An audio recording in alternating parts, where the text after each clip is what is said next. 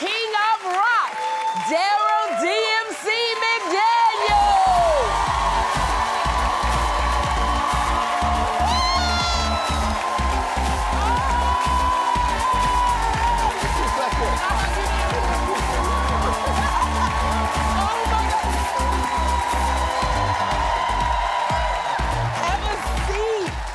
Oh my gosh. I thought there was a concert going on down here. I know. Can I tell you, that's Marco Glorious and DJ Sus One. Yes. Oh my gosh. Yeah. So I have to tell you, like, when I was growing up, hip-hop was not allowed in my house, okay? Because my parents just did not understand. Did you have a lot of parents that didn't understand Run DMC back then? Yeah, I remember coming home telling my mother and father, yeah, Run is making this record. He's going to put me in a group and we're going to do this hip-hop thing. My mother said, that is never going nowhere. It's going to die like the hula hoop. It's going to go out like the slinky. And they're going to throw it away like a Frisbee. Oh, my gosh. They didn't know what it was, yeah. Okay, and what did she say, like, when y'all got big and just... She just started saying, put your money in the bank and pay your taxes. I love her mama. Yeah, you love it. Hey. Oh, my gosh. Yeah. I think, though, my mother might have let me listen to you if she knew that LL Cool J called you the Martha Stewart of hip-hop. Oh, yeah, You have got to explain that. Well, I'm very, very, very, very neat and orderly. I would check into a hotel room, dust, clean, sweep, vacuum, and then I will rearrange the whole hotel room because I wanted to feel like home. Really? Yeah, to the point where I'll leave my room. No, to this day, I'll leave my room and I'll come back and there's 5 and 6 maids outside of my door looking in the room. And then when I walk up, they're like, oh my God. But I just like order. So did all the rappers like going to your room instead of their rooms? Everybody would always come to my room. Okay, oh my God. When we toured with Jazzy Jeff and the Fresh Prince, Yes. Will Smith and Charlie Mack would sleep right next door to me. And I would leave my door, you know, the connecting rooms back in the days, I would leave my door open. And they would come in and be like, my God, it's immaculate in here. Because you're so used to thinking of rappers who, like, they trash the rooms when they get in. Exactly, the whole rock star thing. But I think that comes from my mother and father, you know. Son of Byford, brother of Al, Banner's my mother and Run's my pal. It's McDaniels, not McDonald's. These rhymes are Darryl's, those burgers are Ronald's. I ran down my family tree, my mother, my father, my brother, and me. Thank you. So everywhere I went, I took my mother and father's spirit with me. Yes. You know, oh, my. They said, have your fun, but always be polite, always be kind, and always look out for others. I just need to touch you, because I'm going to go back and touch my son's knee. That's why I fell in love with hip-hop anyway. You know, a lot of people don't realize hip-hop was about you bettering yourself so you could better everything that you come in contact with. That's it. And that's what you'll see in the documentary. Absolutely. And before we get to the documentary, because I had some a week ago when I was in Dallas, you were selling your own baked goods. DMC now stands for Darryl Makes Cookies. Let me tell you something. I had a bunch of these cookies. They are so good. Everybody tells me they're really, really good. And, you know, why did I did cookies? Well, I'm always around children. Okay. I go to high schools. I go to middle schools. I go to elementary schools. I have a children's book out called Darryl's Dream, which is about me in the 3rd grade, just want to say my poem.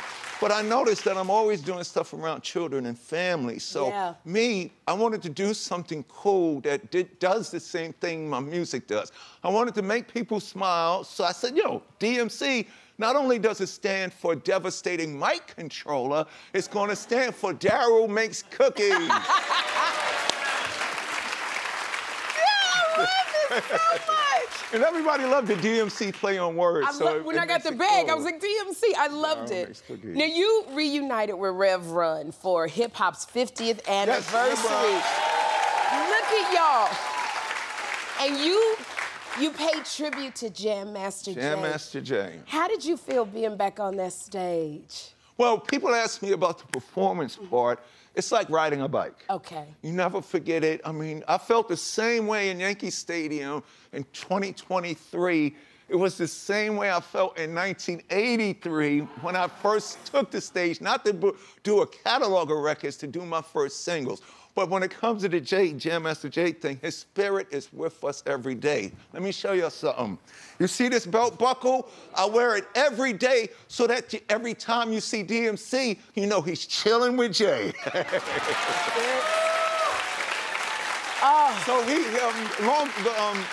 to sum it all up, Jam Master Jay taught me and Run a lot. When we first formed the group, we didn't have a DJ yet. Okay. So me and Run was all over the place. Yeah. When we needed a DJ, Jam Master Jay was the best DJ in Queens, so he gave us our sound, he gave us our style, and Jay would always tell us this. Even in the beginning, as the fortune and fame came, he would always say, yo, we can have all the fun that we want, but we gotta watch what we do, and we gotta watch what we say. That's why at Run DMC, we only said a bad word on 2 records. Really? Our whole career. And the only time we used the cuss word is because people wasn't paying attention, so we had to cuss to make them listen. You know, you have been around for so long. You've been through 40 of the 50 years of hip-hop. 40 of the 50 years. You've been up, you've been down, through so much adversity. You've had mental health struggles. I was an alcoholic, suicidal, metaphysical, spiritual wreck who was thinking of jumping off a roof, and at 35 years old, I found out I was adopted and was a foster kid. Jam Master Jay got shot and killed, and then my father died. So imagine what I was going through. But when I found out that I was adopted, and then I found out I was a foster kid, another adoptee had asked me, don't you want to know what was happening before you went to Hollis? And at first I was like, no, I don't want to know that. Y'all heard the records, Christmas time in Hollis, Queens. Mom's cooking to DMC from Queens. But then I realized my story didn't start in Hollis, Queens. That's right. So I knew if I was going to go look at that first chapter of my life, I had to be of sound mind and body. So I went to rehab to stop drinking. Yes. And it was in rehab where I found the most gangster, powerful thing any man, woman, boy, girl, Italian, Asian, no matter who you are, the most powerful thing that you can do is therapy. Therapy, absolutely. Therapy, talk about your vulnerability, because when you admit you're weak, scared, confused, and vulnerable, as soon as you say that, all the strength that you need will come your way.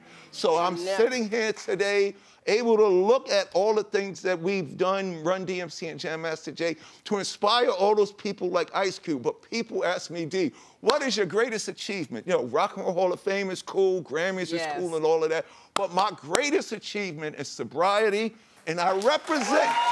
Now, this is what I want to ask you, because you talk about making yourself vulnerable and being able to achieve this greatness. And you didn't do it by yourself. Your woman, your wife of 30 years, Zuri. Yes. Yep, there she goes. Who helped you.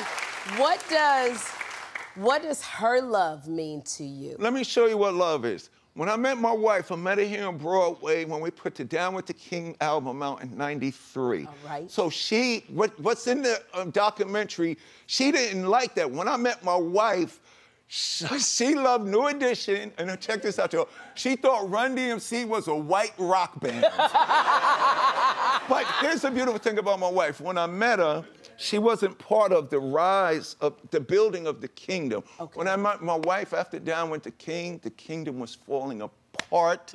The kingdom was burning. The kingdom was going out of existence. I was an alcoholic, suicidal, metaphysical, spiritual wreck. Matter of fact, there was no army, there was no support, there was no fortress or nothing. No and empire. She stayed with me through it all. And she stayed through it all.